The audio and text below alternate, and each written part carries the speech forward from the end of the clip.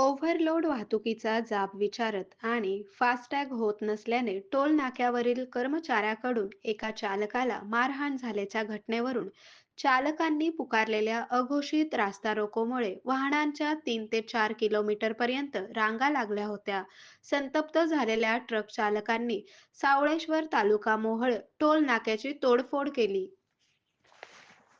ही घटना मंगळवारी सायंकाळी 4 वाजण्याच्या सुमारास घडली. कर्नाटकातील ट्रक चालक सिद्धय्या स्वामी यास कर्मचाऱ्यांनी मारहाण केली, त्यात तो रक्तबंबाळ झाला. या घटनेनंतर संतप्त वाहन चालकांनी टोल नाक्यावरच ठिय्या मांडला. त्यामुळे वाहतुकीच्या दोन्ही बाजूला वाहनांच्या रांगा लागल्या होत्या. जमावाने टोल नाक्यावरील 12 टोल बूथ, संगणक, बूम बॅरियर फोडले, टेबल खुर्च्या फेकल्या.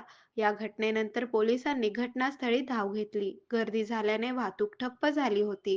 जखमी ट्रक चालकास उपचारासाठी रुग्णालयात पाठवण्यात आले.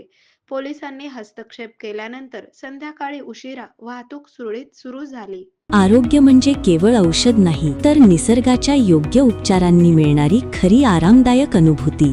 सोलापूरमध्ये निसर्गोपचाराचं विश्वासाचं नाव लिमये निसर्गोपचार केंद्र.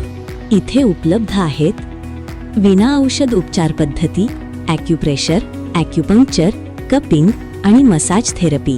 सर्व प्रकारच्या आजारांवर निसर्गाच्या माध्यमातून